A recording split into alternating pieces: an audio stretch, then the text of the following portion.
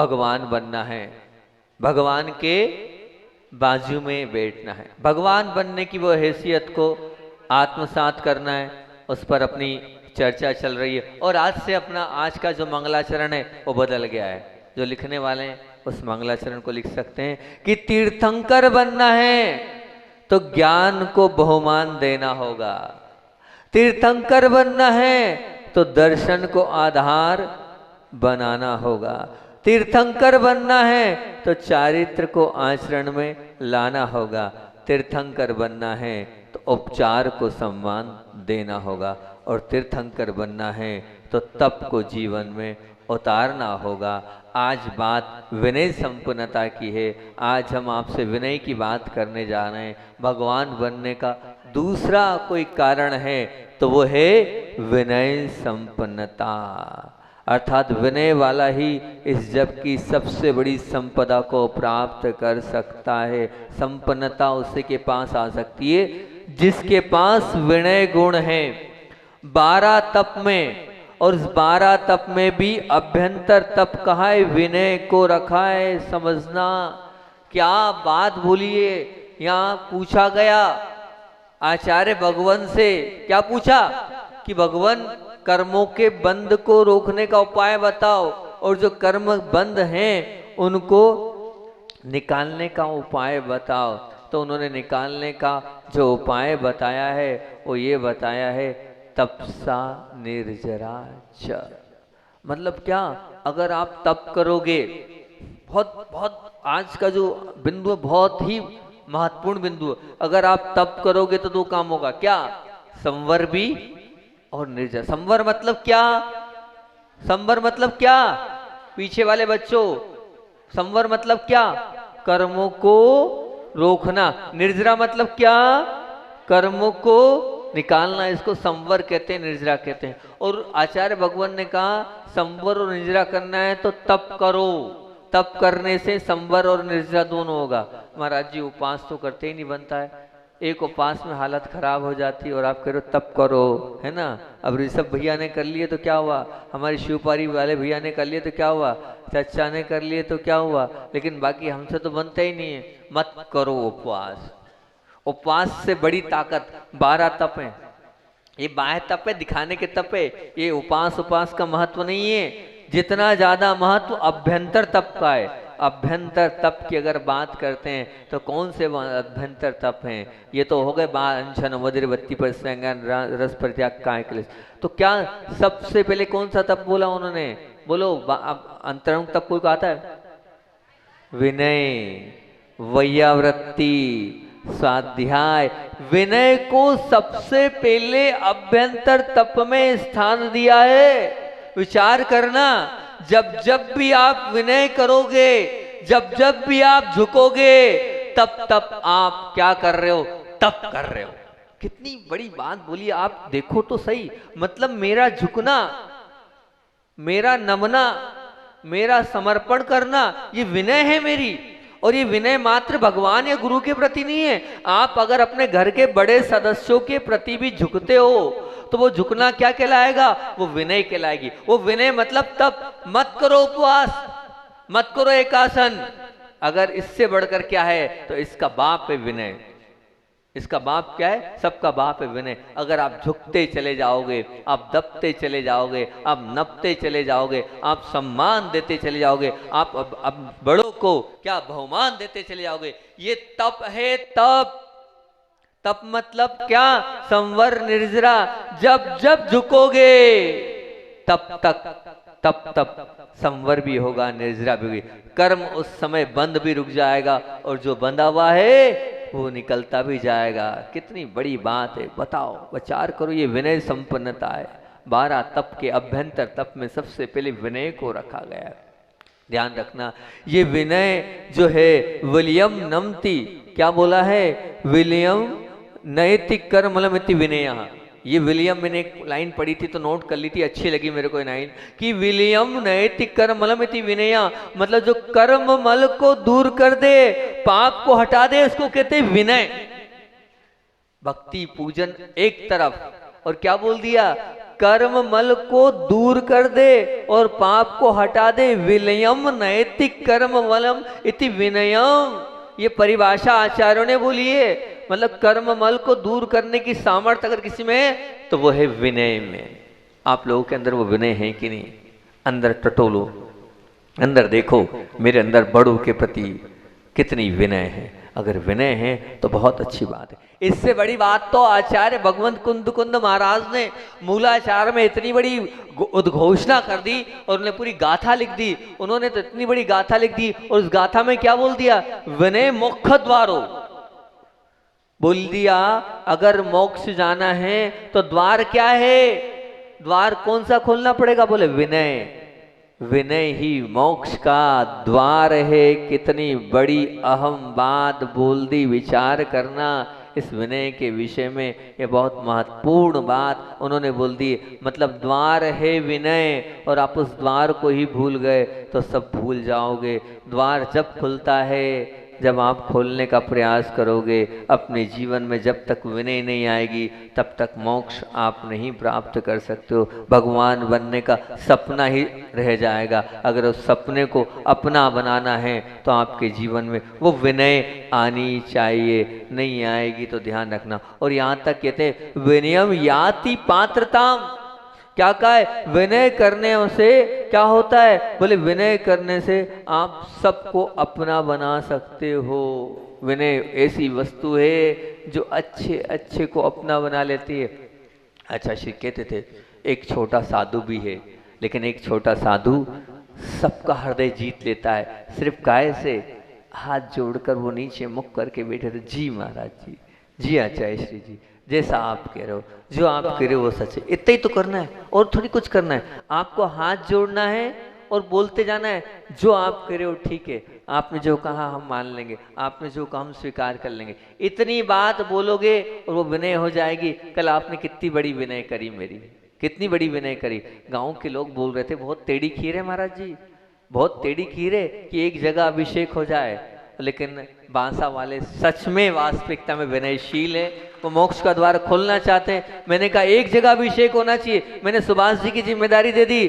सुभाष जी से कहा होना चाहिए। दिन भर लगे रहे इस बुढ़ापे में भी, उस वृद्ध अवस्था में भी खड़े रहकर वो पूरा साफ सफाई उन्होंने धुलवा कर अपने कराया। उनके लिए ताली तो बजा दो सुभाष जी के लिए। और व्यवस्थित करा और सुभाष जी के माध्यम से एक ही जगह, आज देखो कितना है, पूरा भरा है, जगह नहीं है बैठने वालों के लिए।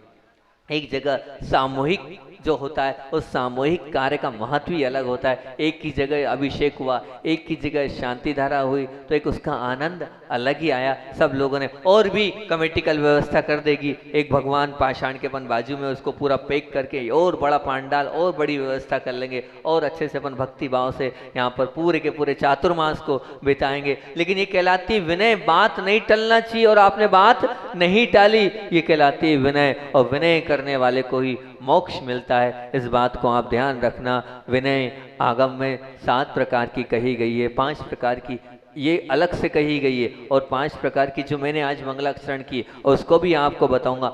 सबसे पहली विनय लोकानुवर्ती विनय।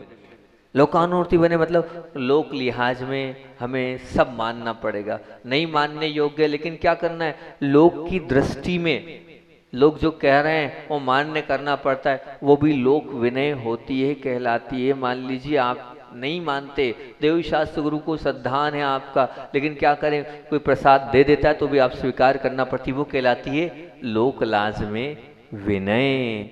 अर्थ विनय मतलब क्या? अब पैसा कमाना है तो अर्थ कमाना है तो अर्थ कमाने के लिए ग्राहक की भी विनय करना पड़ती है। प्यार से, स्नेह से, वात्सल्य से बात करनी पड़ती है, ये कहलाती है अर्थ विनय। एक होती है कामतंत्री विनय। मतलब क्या? कामना पूर्ति के लिए, इच्छा पूर्ति के लिए, वासना पूर्ति के लिए भी आप विनय करते हो, करते हैं, होनी करनी ही पड़ेगी। क्योंकि एक पत्नी की पति विनय करती है, पति का पत्नी विनय करता है, ये है बहुत बढ़िया। एक है भाई विनय। भाई विनय मतलब क्या? अब मान लीजिए बड़ा अधिकारी है, डरना पड़ेगा, या फिर मान लीजिए कोई साहब है, डरना पड़ेगा, कोई बल से ताकतवर है, डरना पड़ेगा। एक भय विनय। मैं इन चारों विनय की बात नहीं कर रहा हूं, मैं तो बात कर रहा हूं कुछ अलग विनय की। यथार्थ विनय। ये चार कोई काम की नहीं है। लोकानुवर्ती विनय कोई काम की नहीं है, अर्थ विनय कोई काम की नहीं है, काम तंत्री विनय कोई काम की नहीं है, भय विनय कोई काम की नहीं है। यथार्थ विनय आपके जीवन में काम आएगी। यथार्थ मतलब क्या?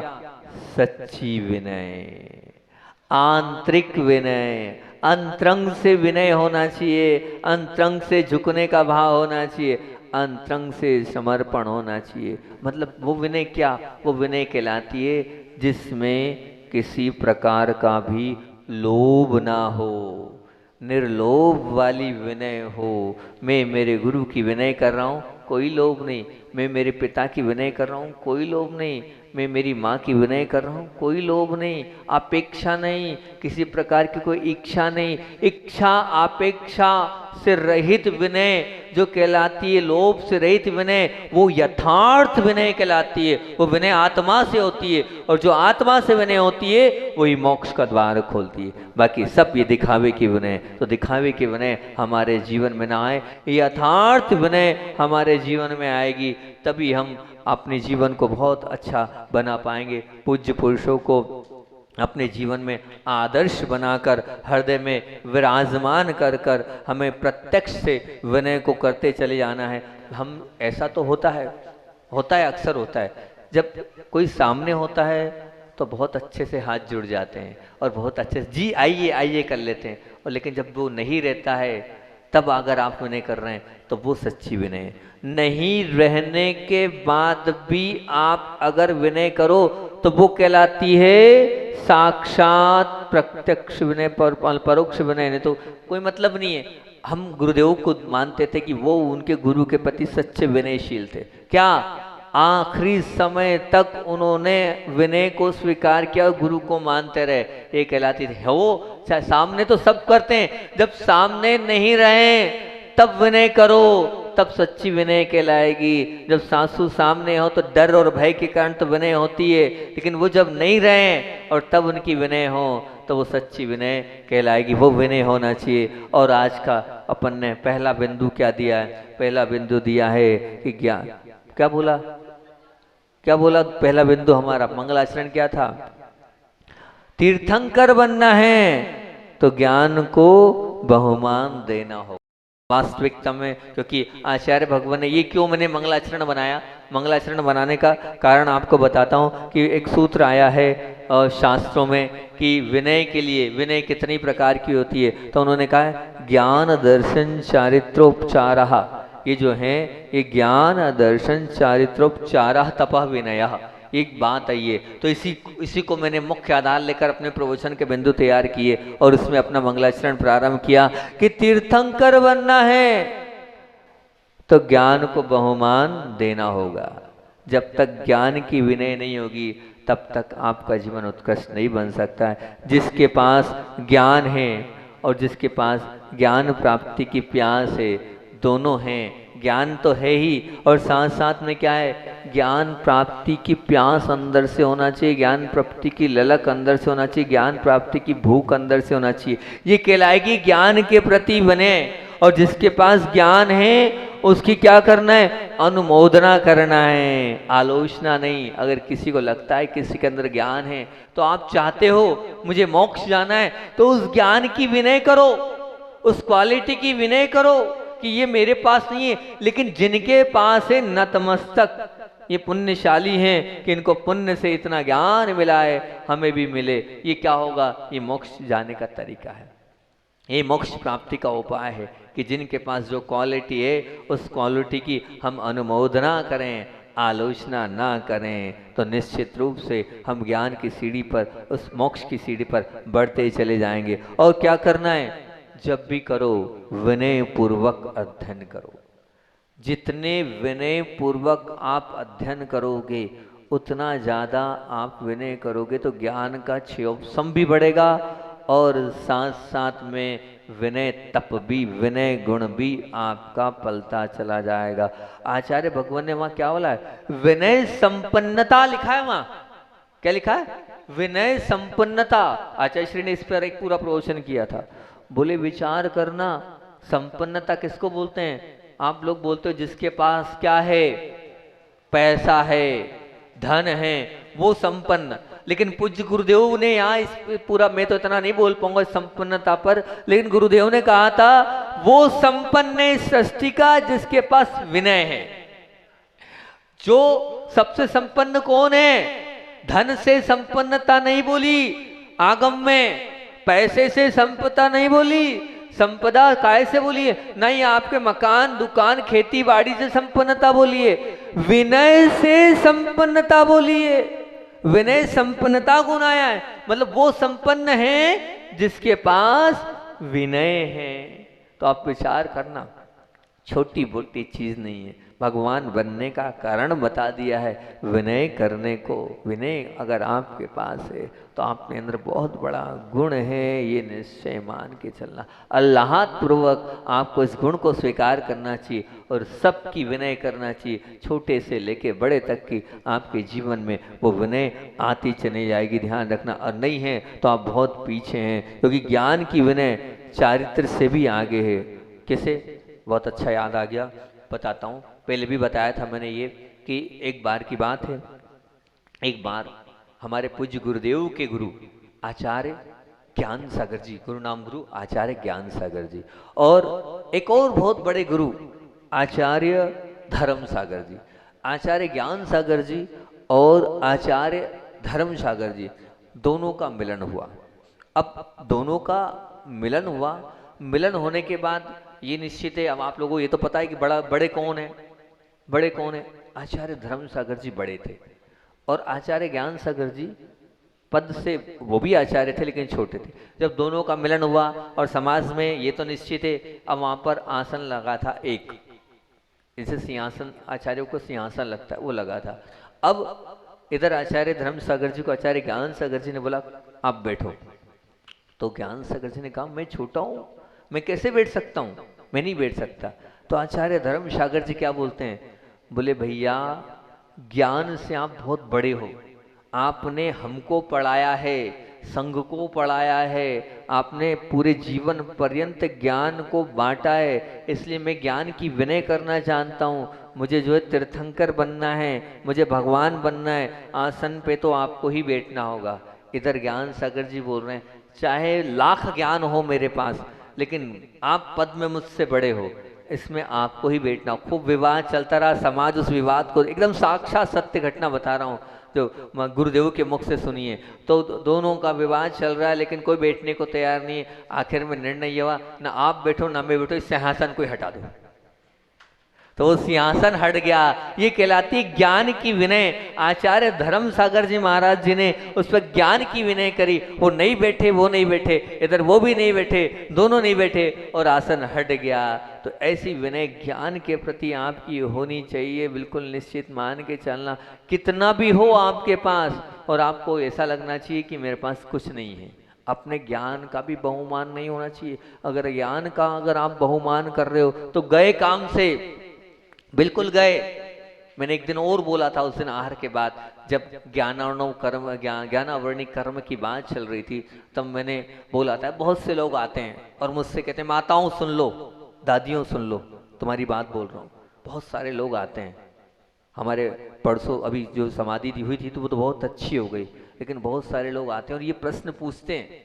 कितनी बार मुझसे शंका समाधान में ये प्रश्न पूछते हैं, बोले महाराज जी प्रश्न ये है कि जिनने जिंदगी भर प्रतिमाओं का पालन किया, जिनने जिंदगी भर भगवान के अभिषेक किए, जिनने जिंदगी भर खूब उपवास किए, खूब सुन लो बहुत ध्यान से, इतनी साधना पूरे जीवन पर्यंत करी, सब कुछ किया और उसका फल तो ये होना चाहिए कि उनका समाधि मरण होना चाहिए, लेकिन उनका समाधि मरण नहीं हो रहा है, उनकी समाधि बिगड़ रही है। क्या कारण है कि वो अंत में सब भूल गए, हमको भी भूल गए और रात में पानी मांग रहे, वो रात में भोजन मांग रहे। तब मैंने उसका एक ही जवाब दिया। मैंने कहा क्या उन्होंने क्या किया होगा, उन्होंने वहां तत्प्रदोष निन्नो माश्रय अंतराय साधनों उपघाता, क्योंकि ज्ञान मति भ्रष्ट हुई है। तो मति भ्रष्ट होने का तात्पर्य ये कि जो ज्ञानी थे उन ज्ञान का बहुमान नहीं किया होगा उन्होंने अपने जीवन में। उन्होंने ज्ञानी जो ज्ञानवान थे उन ज्ञानवान को नीचे गिराया होगा, या जहाँ से ज्ञान प्राप्त किया है उस ज्ञानी का नाम नहीं बोला होगा और उन्होंने ज्ञानी की विनय नहीं किए तो उनका अंत बिगड़ गया। उनका अंत बिगड़ गया, आज उनकी बुद्धि भ्रष्ट हो गई, वो रात में पानी मांग रहे हैं। सोचो विचार करो, जिनने जीवन भर प्रतिमाओं का, बहुत सारे केस हैं जिनने जीवन भर प्रतिमाओं का पालन किया और अंत में वो सब भूल गए, परिवार को भूल गए। क्या कारण है? उसका कारण है कि उन्होंने विनय ज्ञान की नहीं करी, तो बुद्धि भ्रष्ट हो गई, चला गया वो क्षोभसम।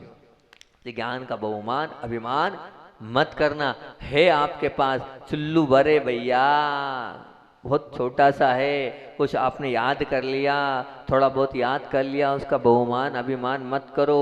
नहीं तो क्या है, ज्ञान का विनय तो ये मेरे पास कुछ नहीं है। सागर जितना ज्ञान है आपके पास चुल्लू भर है। अगर आपने ज्ञान का अभिमान किया तो ऐसी स्थिति आपकी हो जाएगी। इसलिए 3 काल में ध्यान रखना, हमारे पास है लेकिन हम उस ज्ञान का क्या करेंगे? अभिमान या बहुमान नहीं करेंगे। अगर बहुमान करेंगे तो नीचे गिरते चले जाएंगे। या जिसने, मान लीजिए जिसके पास ज्ञान था, अब ज्ञान तो था जिनके पास, लेकिन उस ज्ञान का क्या किया आपने? ज्ञानी को आपने ज्ञानी नहीं माना। जब भी आप ज्ञानी को ज्ञानी नहीं मानोगे, गए काम से आप। क्या गए? ऐसी अंत आपका बिगड़ेगा।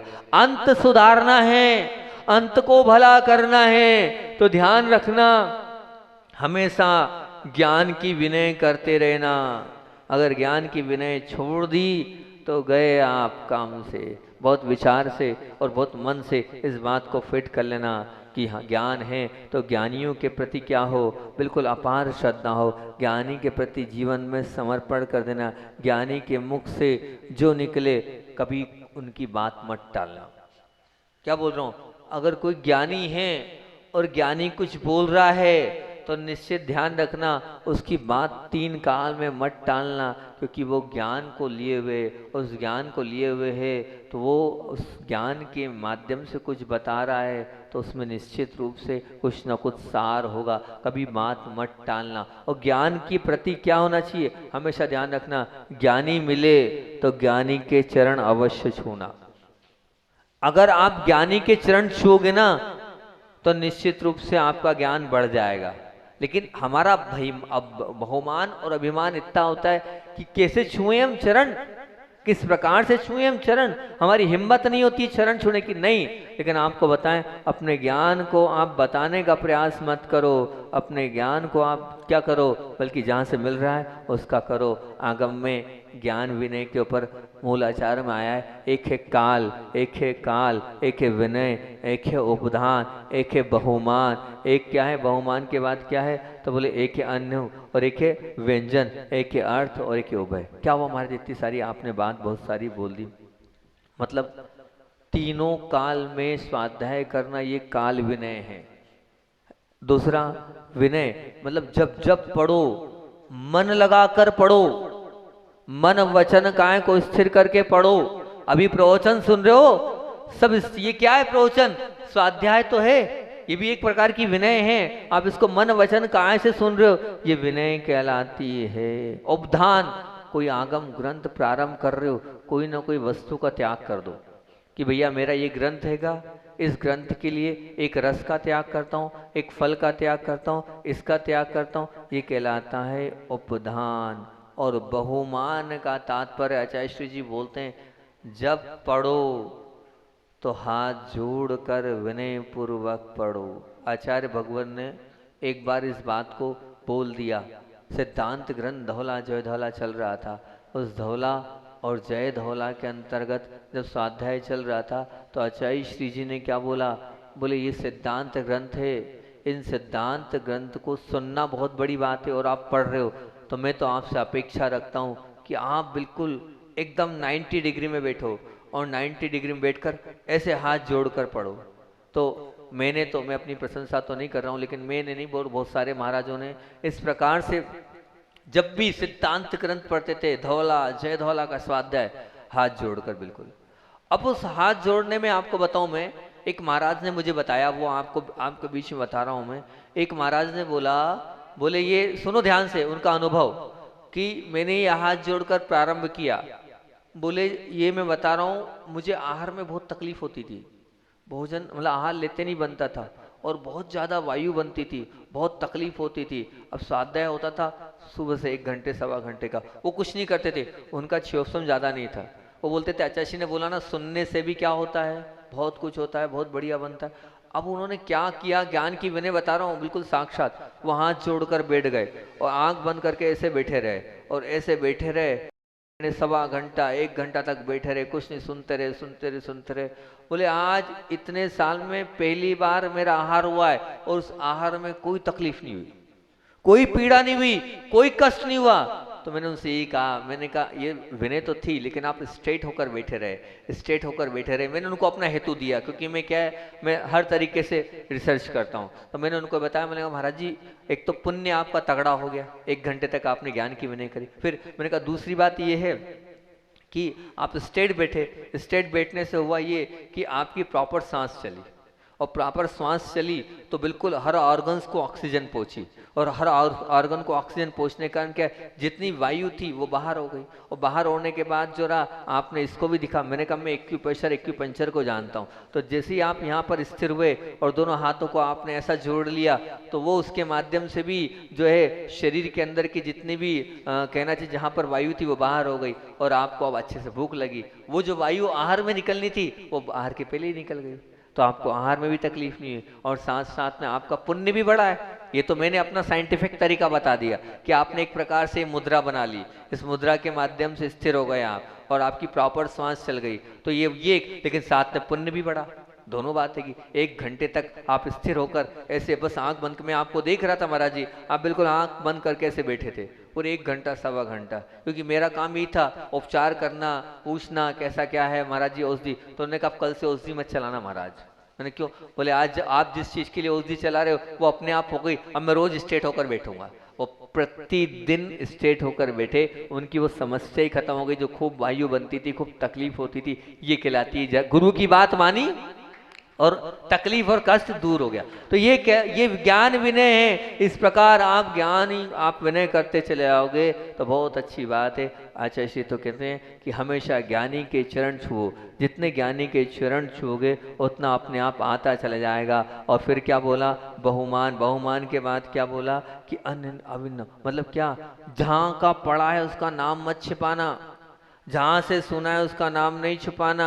अगर नाम छुपा लिया गए काम से, आपने जहां से लिया है उसको बताओ, भूलो, कहो कि इनसे हमने सीखा है, इन्होंने हमें पढ़ाया है, हमने कहीं से भी लिखा है तो वो हमने पढ़ा है, तो या फिर कहीं पुस्तक से भी आपने पढ़ा तो उसका रेफरेंस दो, नहीं तो ध्यान रखना आप अगर छुपाओगे तो खत्म हो जाएगा। और फिर बोला है व्यंजन, अर्थात क्या, व्यंजन मतलब जैसा लिखा है वैसा शुद्ध उच्चारण करना, ये ज्ञान की विनय कहलाती है। अगर वो नहीं होगा तो गए काम से आप, जो जैसा पढ़ा है। इसीलिए मैंने आपको तत्वार सूत्र में इतना महत्व क्यों दे रहा हूँ, इतने अच्छे से उच्चारण करा रहा हूँ, एक एक शब्द का उच्चारण करा रहा हूँ। ये उच्चारण कराने का कारण यही है, उपवास का फल जब मिलेगा जब आप शुद्ध उच्चारण करोगे। और उच्चारण तो नहीं है इसमें, आगे और क्या बोला है, उच्चारण के साथ अर्थ।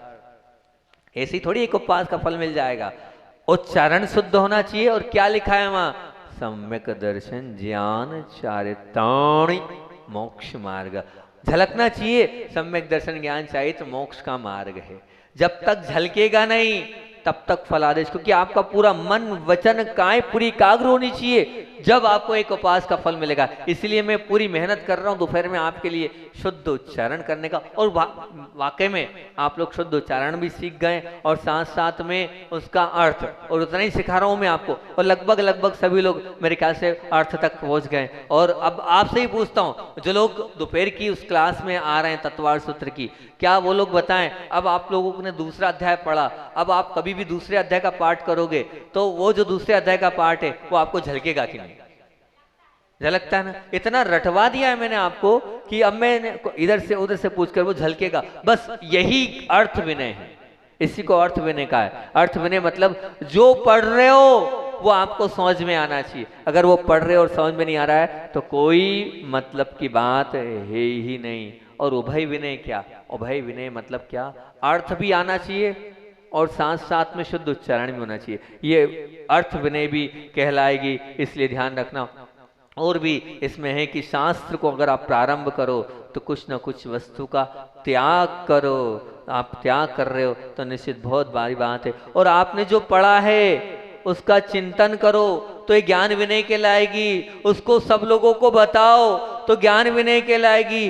जीवन में उतारो तो ज्ञान विनय कहलाएगी। उसके नोट्स बहुत अच्छे से व्यवस्थित तैयार करो। कल एक बहन ने तैयार किया था, नैन्सी ने, कितने अच्छे नोट्स बनाओगे तो उस नोट्स बनाने में भी ज्ञान की विनय कहलाएगी।